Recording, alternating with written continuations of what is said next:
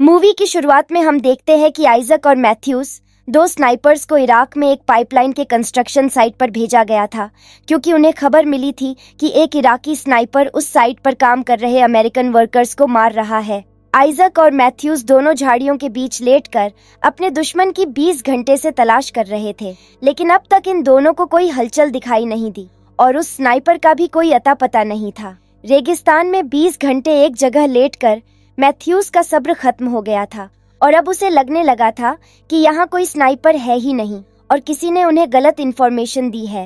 वो आइजक से कहता है कि मैं कंस्ट्रक्शन साइट पर जाकर इस पूरे एरिया की छानबीन करूंगा। दरअसल मैथ्यूज को लगता है कि इन सब वर्कर्स को इराकी लुटेरों ने मारा है, न कि किसी स्नाइपर ने। इस पर आइजक उसे मना करता है, क्योंकि अगर जुबा यहाँ होगा तो वो उन्हें मार देगा। यहाँ मैथ्यूज आइजक से कहता है कि वो और घंटे यहाँ उसके सुपर स्नाइपर के लिए नहीं बैठ सकता। अगर स्नाइपर यहाँ होता तो इन 20 घंटों में हम उसे देख लेते। और रही बात इन वर्कर्स की, तो मुझे लगता है कि इन लोगों को इराकी लुटेरों ने मारा होगा। इस पर आइजक उससे कहता है कि इन सभी लोगों की मौत हेडशॉट खाकर हुई है, जो एक प्रो स्नाइपर का काम है। मैथ्यू अब और नहीं रुक सकता था। वो कंस्ट्रक्शन साइट पर जाकर चेक करने चला जाता है और आइजक को पीछे से नजर रखने को बोलता है। थोड़ा चलने के बाद जब मैथ्यू साइट पर पहुंचा तो उसे चारों तरफ लाशों का ढेर दिखाई दिया, जिन्हें हेडशॉट से मारा था। जिनमें से कुछ लाशें अमेरिकन सोल्जर्स की थी, जिन्हें वहां निगरानी रखने को भेजा था। मैथ्यू आगे बढ़ने लगता है और आइजक को आंखें खुली रखने को कहता है। तभी अचानक से आइजक का स्कोप धुंधला पड़ गया, जिसके चलते वो मैथ्यूज को ठीक से देख नहीं पा रहा था। उसने फौरन मैथ्यूज को इसके बारे में बताया। इस पर मैथ्यूज कहता है कि तुझे इस स्कोप से छुटकारा पाकर अपने लिए नया स्कोप लेना चाहिए। इस पर आइजक कहता है कि ये स्कोप डीन का है। दरअसल डीन इन दोनों का एक पुराना दोस्त था जो जंग में मारा गया था और ये स्कोप डीन की आखिरी निशानी थी। इसके बाद जब मैथ्यूज नोटिस करता है कि सभी लाशों की जान परफेक्ट हेडशॉट खाकर हुई थी, अब मैथ्यूज को एहसास होता है कि शायद आइजक सही कह रहा था और ये काम किसी प्रोफेशनल स्नाइपर का ही है। मैथ्यूज आइजक को भी इसके बारे में बताता है, जिस पर आइजक कहता है कि तुम फौरन वहां से वापस लौट आओ, वरना तुम्हें भी वो स्नाइपर निशाना बना लेगा। यहाँ मैथ्यूज आइजक की बातों पर ध्यान नहीं देता और साइट के बीचों बीच खड़े होकर ये जानने की कोशिश करता है कि गोलियां किस डायरेक्शन से चलाई गई हैं। आइजक उसे ऐसा करने से मना करता है, लेकिन जब तक मैथ्यू को पता चलता है तब तक काफी देर हो चुकी थी। वो भागने की कोशिश करता है, लेकिन यहाँ वो स्नाइपर मैथ्यूज के पेट में गोली मार देता है, जिससे मैथ्यू जमीन पर गिर जाता है। ये देखकर आइजक अपने साथी को बचाने भागता है। स्नाइपर की गोलियों से बचने के लिए वो जिगजैग पैटर्न में भागता है, पर स्नाइपर उस पर 3 गोलियां चलाता है, जिसमें से 2 गोलियां उसे छूकर निकल जाती है, पर एक पैर पर लगती है। अब इसके चलते आइजक मैथ्यूज को वहीं छोड़ देता है और भागकर एक वॉल के पीछे छुप जाता है। आइजक अपने घाव को देखता है, जहां से काफी ज्यादा खून बह रहा था। इसके बाद अपने घाव पर एक पट्टी बांधता है। तभी मैथ्यूज आइजक को कहता है वो अपनी बंदूक लेने की कोशिश करेगा। यहाँ आइजक उससे रोकते हुए कहता है कि जिस सेकंड तुम बंदूक को हाथ लगाओगे वो स्नाइपर तुम्हें गोली मार देगा। फिर मैथ्यूज कहता है कि तुम बेस पर कांटेक्ट करो और फौरन एक बैकअप टीम को बुलाओ। आइजक फौरन अपना रेडियो उठाता है ताकि बेस से बैकअप टीम बुला सके। हालांकि वो ऐसा नहीं कर पाता, क्योंकि उस स्नाइपर की एक गोली सीधा उसके रेडियो पर आकर लगी थी, जिसकी वजह से अब वो बेस पर कांटेक्ट नहीं कर सकता। इसी बीच मैथ्यू का रिस्पॉन्स आना बंद हो जाता है। दरअसल मैथ्यू गोली लगने की वजह से बेहोश हो चुका था। आइजक मैथ्यू को बुलाने की कोशिश करता है, लेकिन उसे कोई जवाब नहीं मिलता। इसके बाद वो अपने पैर से अपना स्कोप उठाता है और दीवार में से कुछ पत्थर हटाकर उस स्नाइपर को देखने की कोशिश करता है। गोली लगने की वजह से उसे अपने पैर पर काफी ज्यादा दर्द हो रहा था। देखने पर उसे गोली मिलती है। वो अपने चाकू से उस गोली को बाहर निकाल देता है। गोली निकलने की वजह से उसे इतना ज्यादा दर्द होता है। दर्द इतना ज्यादा था कि वो रोने लगता है, लेकिन इसके बाद वो अपने घाव पर पट्टी करता है। उस घाव का दर्द इतना ज्यादा होता है कि आइजक कई घंटों तक बेहोश पड़ा रहता है। वो होश में तब आया जब उसने रेडियो पर आवाजें सुनी और ये देखकर वो काफी खुश हो गया। इसके बाद उसने उन्हें पूरी जानकारी दी और एक बैकअप टीम भेजने को कहा।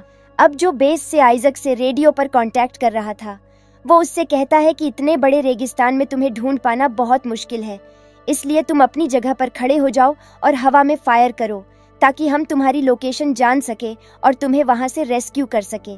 अब यह सुनकर आइजक थोड़ा हैरान हो जाता है क्योंकि ये सारी चीजें करना प्रोटोकॉल के खिलाफ थी और उसे इस आदमी पर शक होता है। इसके बाद आइजक इस आदमी के एक्सेंट पर फोकस करता है और वो समझ जाता है कि ये आदमी कोई अमेरिकन नहीं है बल्कि वो इराकी स्नाइपर है जिसने इन्हें गोली मारी है। उस स्नाइपर ने आइजक की रेडियो टैप कर ली थी और अब वो आइजक की एग्जैक्ट लोकेशन जानना चाहता था। यहाँ आइजक कहता है कि तुम कोई अमेरिकन नहीं हो, जिसके जवाब में स्नाइपर कहता है कि तुमने मुझे कमोफ्लाज से भी पहचान लिया।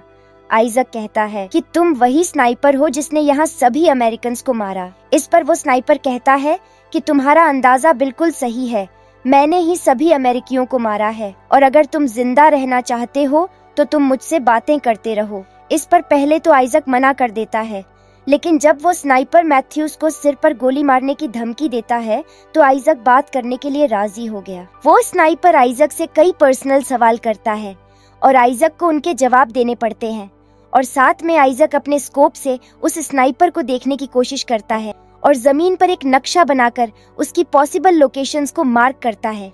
वो स्नाइपर से पूछता भी है कि तुम कौन हो, जिस पर स्नाइपर जवाब देता है कि मैं एक आम इराकी नागरिक हूँ। इस पर आइजक बोलता है, तुम ये सब कुछ क्यों कर रहे हो? इराक और अमेरिका की लड़ाई तो कब की खत्म हो चुकी है, तो फिर इन अमेरिकन वर्कर्स को मारने का क्या मतलब है?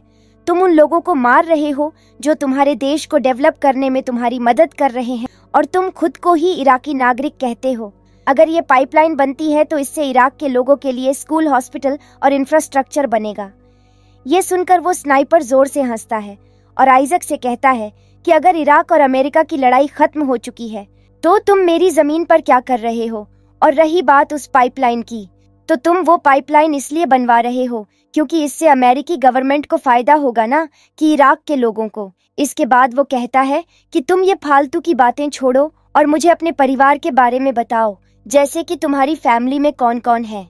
यहाँ आइजक उसे अपनी फैमिली के बारे में बताने से मना कर देता है। जब स्नाइपर आइजक के कॉमरेड्स के बारे में पूछता है तो आइजक ये भी बताने से मना कर देता है।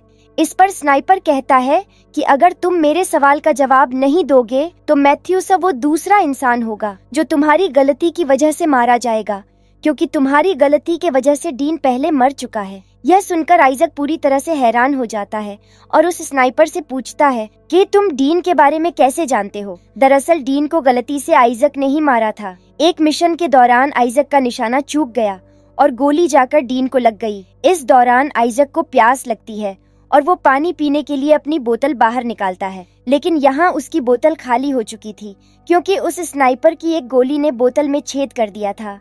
यहाँ वो स्नाइपर कहता है कि मुझे पता है कि तुम डिहाइड्रेट हो, मैंने जानबूझकर तुम्हारी बोतल में गोली मारी। इस पर आइजक हंसते हुए कहता है कि कोई भी इतना एक्यूरेट नहीं हो सकता। इसके जवाब में स्नाइपर कहता है कि मैंने तुम्हारे रेडियो पर भी गोली मारी ताकि तुम किसी से कांटेक्ट ना कर सको, और मैंने तुम्हारे नीज की पॉप्लिटियल वेन को निशाना बनाया ताकि जितनी भी पट्टी कर लो लेकिन खून नहीं रुकेगा और कल सुबह तक तुम्हारी मौत पक्की है। आइजक स्नाइपर से कहता है कि तुम किसी आतंकवादी से कम नहीं हो। ये सुनकर वो स्नाइपर आइजक से कहता है कि तुम्हारे हाथों में बंदूक है और तुम मेरे देश में हो और तुमने मुझे मारने की कोशिश भी की, इसके बावजूद तुम मुझे आतंकवादी कह रहे हो। इस बातचीत के दौरान आइजक उस स्नाइपर को देखने की कोशिश करता है और तभी उसकी नजर एक कचरे के ढेर पर जाती है और वो फौरन समझ जाता है कि वो स्नाइपर इस कचरे के ढेर में छुपकर बैठा है। अब यहाँ आइजक को एहसास होता है कि ये स्नाइपर कितना खतरनाक है, क्योंकि कचरे के ढेर में वो कई दिनों से बैठा होगा। इतनी देर तक वहाँ रह पाना कोई आसान काम नहीं है। यहाँ आइजक उससे कहता है कि तुम वही हो, इराकी जुबा स्नाइपर, तभी मैं तुम्हें ढूंढ नहीं पाया। इस पर स्नाइपर जवाब देता है कि हजारों लोग खुद को जुबा कहते हैं, मैं तो बस आम इराकी नागरिक हूँ जो अपने देश के लिए लड़ रहा है। इसके बाद आइजक कहता है कि तुमने अपनी स्नाइपर की ट्रेनिंग मरीन से ली थी, जिसके बाद तुमने सांप की तरह हमें धोखा दिया और हमें ही डसने लगे। स्नाइपर जवाब देता है कि तुम लोगों ने मेरे लोगों को मारा, मैं किसी तरह बच गया, इसीलिए मैं तुम लोगों को मार रहा हूँ। वो आइजक से पूछता है कि तुम यहाँ क्या कर रहे हो, तुम अपने देश वापस क्यों नहीं चले जाते? डीन की वजह से ना। चलो मुझे डीन के बारे में कोई एक चीज बताओ। आइजक यहाँ उसे बताता है कि वो दोनों कजिन थे और स्कूल भी साथ में पढ़े थे। यहाँ आइजक की हालत बहुत खराब हो जाती है। ये बात स्नाइपर को अच्छे से पता थी। वो आइजक से कहता है कि जब तुम मर जाओगे तो मैं तुम्हारे चेहरे की खाल उधेड़ दूंगा और तुम्हारी आंखें निकाल दूंगा। अब थोड़ी देर बाद आइजक के दिमाग में एक आइडिया आया और उसने एक लकड़ी पर अपना हेलमेट और कोट लगाकर स्नाइपर को दिखाता है ताकि स्नाइपर उस पर गोली मारे और वो स्कोप से स्नाइपर की लोकेशन जान ले। इस दौरान वो स्नाइपर की लोकेशन तो नहीं जान पाया, लेकिन अपना हेलमेट जरूर खो दिया। दूर बैठा स्नाइपर ये नजारा देखकर हंस रहा था। अभी वो निराश होकर बैठा ही था कि तभी उसे पास में पड़ी एक यूएस सोल्जर की बॉडी दिखाई दी। वो अपनी जान पर खेलकर उस बॉडी के पास पहुंचा, इस उम्मीद में कि उसे कुछ काम की चीज मिल सके। लेकिन जब वो वापस आते समय उसे जो डेड बॉडी के पास रेडियो मिला था, स्नाइपर ने उसे भी गोली मारकर खराब कर दिया। उस सोल्जर के बैग से आइजक को कुछ खाने की चीजें और पानी मिलता है। वो पानी पी रहा होता है, तभी वो स्नाइपर उसके स्कोप को गोली मारकर खराब कर देता है और अब वो स्नाइपर को नहीं देख सकता। स्नाइपर रेडियो के जरिए आइजक से कहता है कि मैं तुम्हें आसानी से गोली मार सकता था, लेकिन मैंने ऐसे नहीं किया क्योंकि मैं तो बस तुमसे बात करना चाहता हूँ। तभी आइजक अपने रेडियो पर कुछ आवाजें सुनता है और वो देखता है कि मैथ्यूज अब होश में आ चुका है।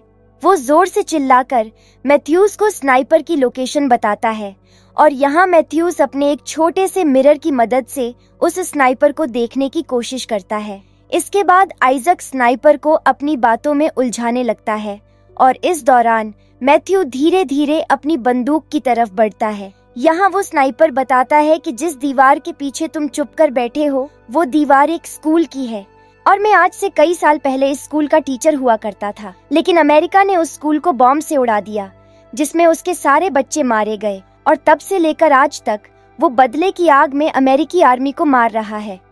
अभी यह बातें चल ही रही होती हैं कि तभी वहाँ एक छोटा सा तूफान आता है। रेगिस्तान की धूल में स्नाइपर कुछ देख नहीं पाता और इस मौके का फायदा उठाकर मैथ्यूज अपनी राइफल तक पहुँचे जाता है और जैसे ही तूफान शांत होता है तो वो उस कचरे के ढेर में कई गोलियां मारता है, इस उम्मीद में कि एक गोली उस स्नाइपर को भी लग जाए। लेकिन जब वो अपने राइफल को रीलोड करता है तो वो स्नाइपर उसके कंधे पर गोली चला देता है। आइजक उस स्नाइपर से मैथ्यू की जान की भीख भी मांगता है और मैथ्यूज को दीवार के पीछे आने को कहता है, लेकिन वो उस तक पहुंच पाता उससे पहले वो स्नाइपर उसे एक सिर पर गोली चलाकर मौत के घाट उतार देता है। इसके बाद वो स्नाइपर कहता है कि मुझे ये बताओ कि तुम वो टूटा स्कोप ले क्यों घूमते हो। अब थोड़ा रोने के बाद आइजक ये कहता है कि ये स्कोप डीन का है और डीन की मौत उसके चलते हुई थी। एक मिशन के दौरान उसका निशाना चूक गया और गोली जाकर डीन को लग गई, लेकिन वो सबसे झूठ कहता रहा कि डीन को दुश्मनों ने मारा है और उसका ये झूठ उसे अंदर ही अंदर खाए जा रहा था। इसी वजह से वो वापस अपने घर भी नहीं जाना चाहता। जब आइजक उस स्नाइपर से बातें कर रहा था तभी उसे रेडियो पर थोड़ी हलचल सुनाई दी। उसने देखा कि बेस से उसको कोई कांटेक्ट करने की कोशिश कर रहा है। आइजक ने उससे बात करने की कोशिश की, लेकिन इसका कोई फायदा नहीं था। उस स्नाइपर ने आइजक की रेडियो को टैप कर लिया था और आइजक बनकर उनसे बात कर रहा था, जिसके चलते आइजक उनकी बातें तो सुन पा रहा था पर वो उनके जवाब नहीं दे पा रहा था। यहाँ वो स्नाइपर आइजक बनकर बातें करता है और बेस के लोगों से एक बैकअप टीम भेजने को कहता है। अब आइजक को एहसास होता है कि यहाँ उन्हें वर्कर्स ने नहीं बल्कि उस स्नाइपर ने बुलाया है और इनसे पहले भी वो और मरीन्स को बुला चुका है और एक एक करके सबको मार रहा है। यहाँ आइजक बहुत कमजोर हो चुका था, इसी वजह से उसकी आंख लग गई और वो वहीं सो जाता है। जब वो जागता है तो वो उस स्नाइपर को रेडियो से बुलाने की कोशिश करता है, लेकिन कोई जवाब नहीं मिलता। इसलिए उसे लगता है कि शायद वो स्नाइपर भी सो चुका है। इस मौके का फायदा उठाकर वो मैथ्यूज की राइफल को एक रस्सी और लकड़ी की मदद से अपने पास खींचता है और उस कचरी के ढेर पर निशाना लगाता है। यहाँ मैथ्यू की बंदूक में सिर्फ एक गोली थी। तभी आइजक को यूएस आर्मी के 2 हेलीकॉप्टर्स दिखते हैं और ये देखकर आइजक अपने सामने वाली दीवार को गिरा देता है। दूर बैठे स्नाइपर को धुंध से कुछ दिखाई नहीं देता। वो आइजक पर 2 गोलियां चलाता है मगर उसे नहीं लगती। गोली चलाने की वजह से स्नाइपर की लोकेशन आइजक को दिख जाती है और वो उस पर गोली चला देता है। इसके बाद वो अपनी जगह पर खड़ा हो जाता है ताकि अगर वो स्नाइपर बच गया होगा तो वो उस पर गोली चलाएगा, जिससे आर्मी को उसकी लोकेशन मिल जाएगी। लेकिन वो स्नाइपर की तरफ से गोली नहीं चलती, जिससे आइजक को लगता है कि वो स्नाइपर मर चुका है। अब जल्द ही वो दोनों हेलीकॉप्टर्स लैंड हो गए और यहाँ आइजक को स्ट्रेचर पर लिटाकर वहाँ से ले जाने लगे। यहाँ आइजक ने उन्हें स्नाइपर के बारे में बताने की कोशिश की, लेकिन उसकी हालत इतनी खराब थी कि वो ठीक से बोल तक नहीं पा रहा था। जल्द ही वो दोनों हेलीकॉप्टर्स टेक ऑफ हो गए और जैसे ही वो थोड़ी आगे बढ़े तो उस स्नाइपर ने उन पर गोलियां चला दी और बीच में बैठे सोल्जर्स को मार दिया। इससे वो दोनों हेलीकॉप्टर्स क्रैश हो गए और अंदर मौजूद सभी लोग मारे गए। आखिरी में यूएस आर्मी उनसे कांटेक्ट करने की कोशिश करती है और आगे से वो इराकी स्नाइपर जवाब देता है और वो खुद को एक यूएस सोल्जर बताकर रेस्क्यू टीम की डिमांड करता है। इसी के साथ मूवी यहीं एंड हो जाती है।